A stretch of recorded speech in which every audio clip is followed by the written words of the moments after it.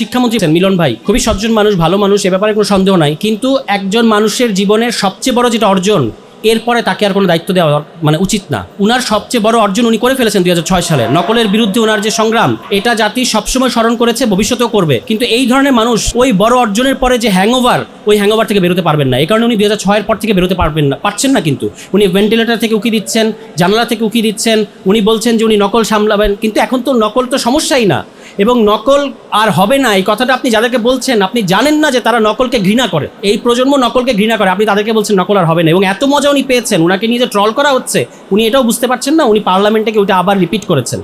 এ হলো মিলন ভাইয়ের অবস্থা। ফলে আমি বলবো যে এখনকার প্রজন্মের সাইকোলজি বোঝার মতো শিক্ষামন্ত্রী এই এন্টায়ার বিএনপির মধ্যে, এখন তো মানে বিএনপির অভাব নাই, এখন সবাই বিএনপি, ঘরে ঘরে বিএনপি, গলিতে গলিতে বিএনপি। কিন্তু এখনকার প্রজন্মকে বুঝতে পারবে এরকম একজন মানুষ যে তারা পেল না শিক্ষামন্ত্রী বানানোর জন্য, এটা খুবই দুঃখজনক। এবং এই যে আপনার গুপ্ত পররাষ্ট্রমন্ত্রী, যিনি নিরাপত্তা উপদেষ্টা, বিএনপি সরকারের গুপ্ত, কিন্তু তিনি অন্তর্বর্তী সরকারে তিনি ছিলেন বিএনপির গুপ্ত এজেন্ট। কারণ তিনি কিন্তু নজিরবিহীনভাবে নির্বাচনের 3 দিন আগে এমন একটা চুক্তির মধ্যে বাংলাদেশকে নিয়ে গেলেন, যেটাকে অনেকেই বলছেন যে এখানে আমাদের তো কিছু নাই, সবই তো আমেরিকার জন্য।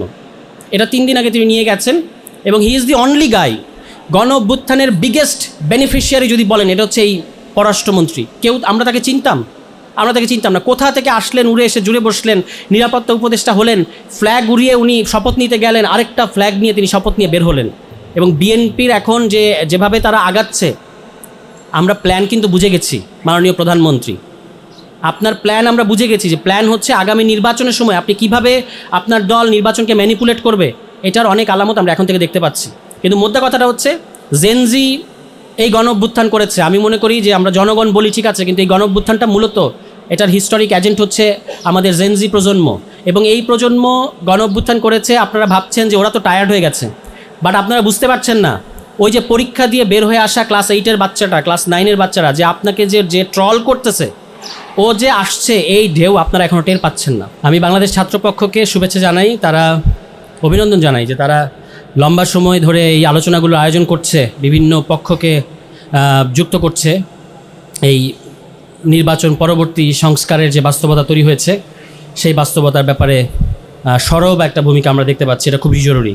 এবং ছাত্রপক্ষ আসলে জনগণেরই পক্ষ। বাংলাদেশের ইতিহাসে আমরা সবসময় এটাই দেখেছি যে ছাত্রপক্ষ মানেই হলো ছাত্ররা, অর্থাৎ শিক্ষার্থীরাই হচ্ছে জনগণের আশা আকাঙ্ক্ষার জন্য সবসময় সামনে দাঁড়িয়েছে, আন্দোলন করেছে। আজকেও আপনারা দেখেছেন এখানে প্রাইভেট বিশ্ববিদ্যালয়ের শিক্ষার্থীরা কথা বলেছেন, নাফসিন বলেছেন, ও আপনারা যাদেরকে অগ্নিকন্যা বলেন, এই জুলাইয়ের পরে নাম পেয়েছে, তাদের মধ্যে একজন নাফসিন, তিনি কিন্তু বলেছেন যে প্রয়োজনে আবারও রাস্তায় নামব। তো এই যে বাংলাদেশের জনগণের জন্য বারবার রাস্তায় নামে, এটা কিন্তু কোনো রাজনৈতিক দল নামে না। রাজনৈতিক দলগুলো রাস্তায় নামে তাদের নিজের এজেন্ডা নিয়ে নামে, কিন্তু বাংলাদেশের শিক্ষার্থী সমাজ, এটাই আমাদের ইতিহাস গত 70 বছরের, যে তারাই জনগণের যখন রাজনৈতিক সমস্যা হয় তখন তারাই রাস্তায় নামে। এটা আমি সেদিনও বললাম এখানে, যে ছাত্ররা হচ্ছে একটা সমাজের যারা অ্যাডাল্ট, তাদের মধ্যে সবচেয়ে ছোট। তো তাদের ঘাড়ে আমরা সমাজের সবচেয়ে যে বোঝা বা ঘানি, সেটা দিয়ে দিয়েছি যে তোমরা স্বৈরাচার হটাও, তোমরা রক্ত দাও। কি একটা অদ্ভুত বিষয়। এবং এখান থেকে আমি বাংলাদেশের শিক্ষার্থী সমাজকে বুঝতে চাই, আমি বাংলাদেশের শিক্ষার্থী সমাজকে আপহোল্ড করতে চাই। এটা প্রাইভেট বা পাবলিক এভাবে আমি আলাদা করি না কখনো। কারণ প্রাইভেটে কারা পড়ে?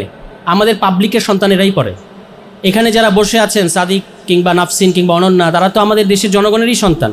আমরাও তো কোনো না কোনো বিশ্ববিদ্যালয়ে যারা পড়েছি, এটা পাবলিক হোক আর প্রাইভেট হোক, সব তো বাংলাদেশের জনগণের সন্তানেরাই সেখানে যায়। আমাদের নিম্নবিত্ত পরিবারের সন্তানেরা যায়, মধ্যবিত্ত পরিবারের সন্তানেরা যায়।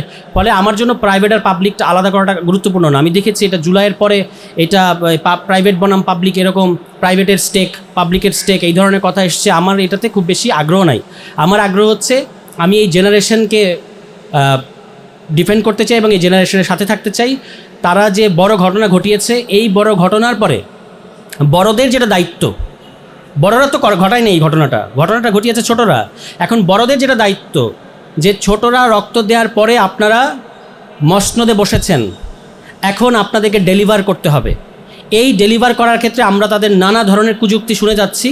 সেখানে যে ফোরামে আমার কথা বলার সুযোগ হয়েছে এবং হচ্ছে বা সামনেও হবে, আমি সেখানে আমাদের সমাজে যারা মানে ম্যাচিউরদের মধ্যে যারা ছোট, আমি তাদের পক্ষে কথা বলি, এটাই আমার কাজ। ফলে আমি ওইখান থেকে দেখি এটা একটা জেনারেশনের ব্যাপার। 71-এর পরে 80-র দশকের পরে এখানকার তরুণ প্রজন্ম যারা মুক্তিযুদ্ধ করেছে, যারা স্বৈরাচার বিরোধী আন্দোলন করেছে, তারা কিভাবে প্রতিষ্ঠিত হয়েছে এটা আমরা জানি। সবগুলো গল্প প্রীতিকর না, কিন্তু আজকে আমরা এই জুলাইয়ের পরের প্রজন্মকে বিতর্কিত করার জন্য অনেক ধরনের প্রচেষ্টা গত 1.5 বছর চলেছে। এবং তারা কেন, তাদের দোষটা কি? তাদের দোষ হচ্ছে তারা রিফর্ম চেয়েছে। তারা দেয়ালের মধ্যে লিখেছে যে স্বাধীনতা চেয়েছি, স্বাধীনতা এনেছি, এখন সংস্কারও আনবো।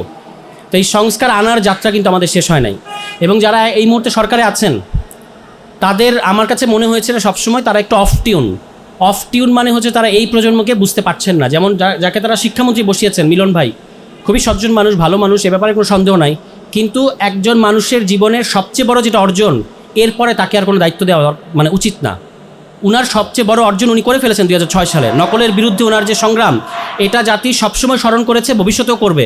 কিন্তু এই ধরনের মানুষ ওই বড় অর্জনের পরে যে ওই হ্যাংওভার থেকে বেরোতে পারবেন না। এই কারণে উনি 2006-এর পর থেকে বেরোতে পারছেন না। কিন্তু উনি ভেন্টিলেটর থেকে উকি দিচ্ছেন, জানালা থেকে উকি দিচ্ছেন, উনি বলছেন যে উনি নকল সামলাবেন। কিন্তু এখন তো নকল তো সমস্যাই না, এবং নকল আর হবে না। এই কথাটা আপনি যাদেরকে বলছেন, আপনি জানেন না যে তারা নকলকে ঘৃণা করে। এই প্রজন্ম নকলকে ঘৃণা করে, আপনি তাদেরকে বলছেন নকল আর হবে না। এবং এত মজা উনি পেয়েছেন, ওনাকে নিয়ে যে ট্রল করা হচ্ছে উনি এটাও বুঝতে পারছেন না। উনি পার্লামেন্টে ওইটা আবার রিপিট করেছেন। এ হলো মিলন ভাইয়ের অবস্থা। ফলে আমি বলবো যে এখনকার প্রজন্মের সাইকোলজি বোঝার মতো শিক্ষামন্ত্রী এই এন্টায়ার বিএনপির মধ্যে, এখন তো মানে বিএনপির অভাব নাই, এখন সবাই বিএনপি, ঘরে ঘরে বিএনপি, গলিতে গলিতে বিএনপি। কিন্তু এখনকার প্রজন্মকে বুঝতে পারবে এরকম একজন মানুষ যে তারা পেল না শিক্ষামন্ত্রী বানানোর জন্য, এটা খুবই দুঃখজনক। এবং দুঃখটা আরও বাড়লো যখন দেখলাম, যেটার কথা অলরেডি আমাদের শিক্ষার্থী তারা প্রতিবাদ করেছেন, যে তিনি বললেন যে জঙ্গির বিষয়ে যেটা বলেছেন, আপনারা মনে রাখবেন যে ভিকারুননিসার শিক্ষার্থীরা তারা একটা অসাধারণ স্লোগান বের করেছিল যে পা চাটলে সঙ্গী, না চাটলে জঙ্গি।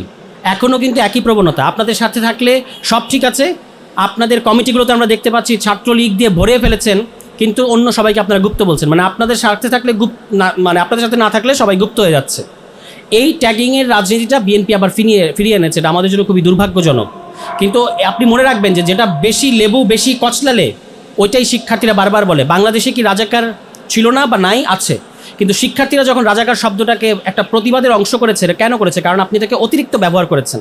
এখনও আপনি গুপ্ত বেশি বেশি ব্যবহার করবেন, কয়েকদিন পরে দেখবেন গুপ্ত লেখার টি-শার্ট পরে শিক্ষার্থীরা ঘুরে বেড়াবে, তখন আপনি গুপ্ত হয়ে যাবে প্রকাশ্য। তা আপনার বিভিন্ন জায়গায় কমিটিতে, এই যে আপনার গুপ্ত পররাষ্ট্রমন্ত্রী যিনি নিরাপত্তা উপদেষ্টা, বিএনপি সরকারের গুপ্ত, কিন্তু তিনি অন্তর্বর্তী সরকারে তিনি ছিলেন বিএনপির গুপ্ত এজেন্ট। কারণ তিনি কিন্তু নজিরবিহীনভাবে নির্বাচনের 3 দিন আগে এমন একটা চুক্তির মধ্যে বাংলাদেশকে নিয়ে গেলেন, যেটাকে অনেকেই বলছেন যে এখানে আমাদের তো কিছু নাই, সবই তো আমেরিকার জন্য। এটা 3 দিন আগে তিনি নিয়ে গেছেন। এবং হি ইজ দি অনলি গাই, গণ অভ্যুত্থানের বিগেস্ট বেনিফিশিয়ারি যদি বলেন, এটা হচ্ছে এই পররাষ্ট্রমন্ত্রী। আমরা তাকে চিনতাম না। কোথা থেকে আসলেন, উড়ে এসে জুড়ে বসলেন, নিরাপত্তা উপদেষ্টা হলেন, ফ্ল্যাগ উড়িয়ে উনি শপথ নিতে গেলেন, আরেকটা ফ্ল্যাগ নিয়ে তিনি শপথ নিয়ে বের হলেন। এবং তুঘলকি কাণ্ড ঘটে যাচ্ছে। এই যে আমাদের জাহাজ ছাড়পত্র পায় না হরমুজ প্রণালীতে, কেন পায় না? এখানে ইরানের রাষ্ট্রদূত বলেছেন যে আমরা কিন্তু মনে রাখবো, যুদ্ধ শেষ হয়ে যাবে কিন্তু আমরা মনে রাখবো আমাদের সাথে কি ব্যবহার করা হয়েছিল। তো এইটা করার কারণে কি? আপনি একজন আমেরিকান স্টুজকে বসিয়েছেন আপনার সবার আগে বাংলাদেশ হয়ে গেছে সবার পরে বাংলাদেশ। দেখা যাচ্ছে যে এখন সবার আগে আমেরিকা, সবার আগে ভারত, সবার আগে ওই যে ব্যাংকের যে কাণ্ডটা করেছে আজকে দেখেছেন আপনারা, তারা যে ব্যাংক নিয়ে কি করবে এটা পরিষ্কার। ওই যে কমিউনিটি ব্যাংক, পুলিশের যে ব্যাংকটা, সেখানে একজন অত্যন্ত স্কিল্ড মানুষ এমডি হয়েছিলেন, তাকে চাপ দিয়ে পদত্যাগ করানো হয়েছে। কেন? কারণ একজন অত্যন্ত ইনফ্লুয়েন্সিয়াল মন্ত্রীর রেফারেন্সে আরেকজনকে এমডি বানানো হবে, এবং যার নাম আসছে তার বিরুদ্ধে অতীতে জালিয়াতির অভিযোগ আছে। এভাবেই বিএনপি আর্থিক খাত সামলাবে। অর্থমন্ত্রী গর্বের সাথে বলেছেন পার্লামেন্টে যে বিএনপি আসলে কোনো ম্যাক্রো ইকোনমিক বড় কোনো ক্রাইসিস হয় না। কিন্তু অলরেডি তো আমরা দেখতে পাচ্ছি লেজে গোবরে করে ফেলেছেন। টাকা ছাপাচ্ছেন বাংলাদেশ ব্যাংক থেকে, অভ্যন্তরীণ ব্যাংক থেকে ঋণ নিচ্ছেন, আইএমএফের কাছে গেছেন হাত পাততে, আইএমএফ আপনাদেরকে ঋণ দেয় নাই, কিন্তু সমানে কার্ড বিলি করছেন। তো এই সরকারকে আমি বলেছি যে government of the card, for the card, by the card, কার্ডের সরকার, কার্ড সরকার। এবং আপনারা খেয়াল রাখবেন যে পশ্চিম বাংলায় মমতা দিদি, ওই যে দেখছেন না বাম রাজ্য থেকে রাম রাজ্যে পদার্পণ, বাম রাজ্য থেকে পশ্চিমবাংলা এখন কি রাম রাজ্যে আসছে, ভায়া দিদি রাজ্য। মানে বাম রাজ্য থেকে রাম রাজ্যে পদার্পণ করেছে দিদি রাজ্যের মধ্য দিয়ে। এই দিদি অসংখ্য কার্ড দিয়েছেন, লাভ হয় নাই। কার্ডের রাজনীতি করে লাভ হবে না। কার্ড তো শুধু ওই নির্বাচনে, সামনে স্থানীয় সরকার নির্বাচন, তাদের প্রার্থীরা যেন ভোটে সুবিধা পায় এই জন্য তারা কার্ডের লোভ দেখাচ্ছে। এটাই হচ্ছে কার্ডের রাজনীতির কারণ। এবং এখানে তারা শুধু কার্ড কিন্তু ওই মানে ফ্যামিলি কার্ড দিচ্ছে না, আমি বলেছি যে আসল ফ্যামিলি কার্ডটা কিন্তু বিসিবিতে, তারা বিসিবিতে ফ্যামিলি কার্ড দিচ্ছেন না। 3 স্থায়ী কমিটির মেম্বারের সন্তান ওখানে, ববি হাজাজের স্ত্রী ওখানে, ওই ইশরাক সাহেবের ভাই ওখানে, এর চেয়ে বড় ফ্যামিলি কার্ড আর কি? সব জায়গায় কিন্তু, এবং এরকম ফ্যামিলি কার্ড আরও দেবে বিএনপি, আপনারা দেখতে পাবেন, যত দিন যাবে তত দেবে। এবং এটাই হলো বিএনপির রাষ্ট্র দর্শন, তারা সব জায়গায় নিজেদের লোক বসাবে, সাংবিধানিক প্রতিষ্ঠানগুলোতে নিজেদের লোক বসাবে। আমরা যখন এই সংস্কারের কথা বলেছি, গণভোটের কথা বলেছি, এখন তারা বলছেন আমাদেরকে কুইনাইন খাওয়ানো হয়েছে, কুইনাইন খাওয়ানো হয়েছে তাদেরকে। তো কুইনাইন তো ভাই খাওয়াতে হবে, যেরকম জ্বর আসছিল, এই জ্বর আসলে কুইনাইন না খাওয়ায় তো উপায় নাই। আর এই জ্বর আসার পেছনে আপনাদেরও দায় আছে। বিএনপির কিন্তু কতগুলো মানে তাদের হিস্টোরিক্যাল ডিএনএর মধ্যে কতগুলো ব্যাপার আছে। এর মধ্যে একটা হচ্ছে ক্ষমতা ছাড়ার মুহূর্তে তারা একটা গ্যাঞ্জাম লাগায়। 96 সালেও এটা করেছে, 2006 সালেও এটা করেছে, এবং উইথ নো মিস্টেক আপনারা মিলিয়ে দেখবেন, আজকের তারিখ সহ লিখে রাখতে পারেন, আগামীতেও তারা এটা করবে। এখন এগুলোর আলামতগুলো স্পষ্ট। ঝড় আসার আগে যেমন গুমোট আবহাওয়া দেখে আমরা বুঝি যে ঝড় ইজ কামিং, এবং বিএনপির এখন যেভাবে তারা আগাচ্ছে, আমরা প্ল্যান কিন্তু বুঝে গেছি মাননীয় প্রধানমন্ত্রী, আপনার প্ল্যান আমরা বুঝে গেছি যে প্ল্যান হচ্ছে আগামী নির্বাচনের সময় আপনি কিভাবে আপনার দল নির্বাচনকে ম্যানিপুলেট করবে, এটার অনেক আলামত আমরা এখন থেকে দেখতে পাচ্ছি। কিন্তু মোদ্দা কথাটা হচ্ছে জেনজি এই গণঅভ্যুত্থান করেছে। আমি মনে করি যে আমরা জনগণ বলি ঠিক আছে, কিন্তু এই গণঅভ্যুত্থানটা মূলত এটার হিস্টোরিক এজেন্ট হচ্ছে আমাদের জেনজি প্রজন্ম, এবং এই প্রজন্ম গণঅভ্যুত্থান করেছে। আপনারা ভাবছেন যে ওরা তো টায়ার্ড হয়ে গেছে, বাট আপনারা বুঝতে পারছেন না, ওই যে পরীক্ষা দিয়ে বের হয়ে আসা ক্লাস 8-এর বাচ্চাটা, ক্লাস 9-এর বাচ্চারা যে আপনাকে যে ট্রল করতেছে, ও যে আসছে, এই ঢেউ আপনারা এখনও টের পাচ্ছেন না। ফলে আপনারা যত পরিস্থিতি ঘোলাটে করবেন, এই তাদের ওয়েভ আপনাদেরকে সামলাতে হবে। এজন্য ভালোই জঙ্গি গল্প করে লাভ নাই। আপনাদের মনে আছে আগে আইজিপি ছিলেন শহীদুল সাহেব, একটা বই লিখে কী বলেছেন তাদের জঙ্গি নাটকের ব্যাপারে? শেখ হাসিনা তাকে বলেছেন যে নাটকটা আমার বাসার সামনে না করলেও পারতা, মানে 32 নম্বরের পাশে না করলেও পারতে, এটা বলেছেন না শেখ হাসিনা নিজে। এবং নাখালপাড়ায় যাদেরকে জঙ্গি বলে কর্ডন করা হয়েছে, তারা বাইরে এসে সারেন্ডার করতে চাচ্ছে, পুলিশ বাইরে থেকে ছিটকিনি লাগিয়ে দিয়ে তাদেরকে মেরে ফেলেছে, এগুলো ঘটেছে। এখন জঙ্গির নামে কি হচ্ছে? এক আফগান তরুণ নাকি বাংলাদেশে মেহমান হয়ে এসেছিলেন, এবং কোনো রকম পাসপোর্ট ভিসা ছাড়া। কোন বর্ডার দিয়ে? ভারতের বর্ডার দিয়ে। তো ভাই আপনি নাকি শুইও নাকি যায় না এই দিয়ে, এই যে সীমান্ত দিয়ে আপনাদের অনুমতি ছাড়া, তাহলে কিভাবে পাসপোর্ট ভিসা ছাড়া যে টিটিপির সাথে সংযুক্ত, অর্থাৎ তেহরিকে তালেবান অফ পাকিস্তান, এই সংগঠনের একজন সংগঠক কিভাবে বাংলাদেশে আপনাদের মানে নলেজে ছাড়া আসলো কিভাবে? এটা আমরা বিশ্বাস করি না। তাহলে এই যে জঙ্গি নাটক সাজাচ্ছেন, মানুষকে ভয় দেখানোর চেষ্টা করছেন, এবং এর মধ্যে দিয়ে বার্তা দেওয়ার চেষ্টা করছেন যে অর্থনৈতিক ক্রাইসিস নিয়ে কথা বলেন না, রিফর্ম নিয়ে কথা বলেন না, গণভোট নিয়ে কথা বলেন না, কারণ একটা নিরাপত্তা পরিস্থিতি তৈরি হয়েছে, এখন আমাদেরকে অনেক শক্ত হতে হবে, অনেক কঠোর হতে হবে। এই গল্প আমরা কিন্তু মানে এই প্রজন্ম কিন্তু, আর বিকজ আমাদের কাছে ইন্টারনেট আছে, আমরা জানি পৃথিবীতে কোথায় কী মানে ঘটছে, এবং এই জঙ্গি নাটকের পেছনে কী কী কারণ থাকতে পারে এটাও যে আমরা বুঝি না, ব্যাপারটা এরকম না। ফলে এই জঙ্গি নাটক না করে যদি সত্যি সত্যি কোনো নিরাপত্তা উদ্বেগ থাকে সেটাকে সামাল দেন, কিন্তু এর জন্য এতটুকু এক ছটাক গণতান্ত্রিক স্পেসকে আপনারা সংকুচিত করবেন, এটা আমরা হতে দেব না। গণতান্ত্রিক স্পেস যেরকম আছে সেরকম থাকবে, মত প্রকাশ যেরকম আছে সেরকম থাকবে। এই জঙ্গি নাটকের দোহাই দিয়ে বলবেন যে এখন আপনার অমুক অধিকারকে আপনার ছেড়ে দিতে হবে, এটা আমরা ছাড়বো না। এবং গণভোট আমরা আদায় করে নেব, এই প্রাইভেট বিশ্ববিদ্যালয়ের শিক্ষার্থীরা আদায় করে নেবে। এটা বলে আমি শেষ করি যে 18 সাল থেকে কিন্তু আমরা দেখতে পেয়েছি যে নিরাপদ সড়ক আন্দোলনের সময় থেকে আমাদের দেশের আন্দোলনগুলো সাধারণত এই পল্টন প্রেস ক্লাব, ঢাকা বিশ্ববিদ্যালয় এরিয়াতে হতো, কিন্তু আমরা এই নিরাপদ সড়ক আন্দোলনের সময় থেকে দেখতে পেলাম east West university, BRAC university, এবং ওই ব্লকটা একটা গুরুত্বপূর্ণ ব্লক হয়ে উঠেছে আমাদের আন্দোলনের।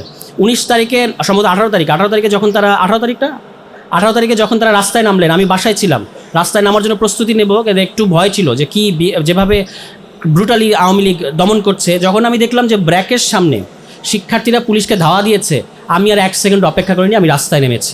ফলে এই শিক্ষার্থীদেরকে ব্র্যাক, এখন দেখবেন যে বেশি বললে আবার সমস্যা হবে কি, এই যে এই স্ট্র্যাটেজিক গুরুত্ব নিয়ে তারা দেখবেন যে ওখান থেকে ব্র্যাক উঠে আরেক জায়গায় নিয়ে যাবে, বলবে যে এখানে ব্র্যাক, ইস্ট ওয়েস্ট, ক্যামব্রিয়ান এগুলো একসাথে থাকলে তো ওরা তো ভয়ঙ্কর ঘটনা ঘটিয়ে ফেলে, এগুলোকে একসাথে রাখা যাবে না। এই সমস্ত কুবুদ্ধির দিকে যায়েন না। এরা আছে, এই শিক্ষার্থীরা আছে, এবং আরও শিক্ষার্থীরা আসছে, তাদেরকে আপনাদের কমিটমেন্টগুলো ফুলফিল করা ছাড়া অন্য কিছু তারা শুনতে চাইবে না। ফলে গণভোট এই জনগণ, তরুণ শিক্ষার্থীরা এটা আদায় করে নেবে, এখান থেকে কোনো বাইপাস আপনাদের সামনে খোলা নাই। সবাই ভালো থাকবেন, আসসালামু আলাইকুম।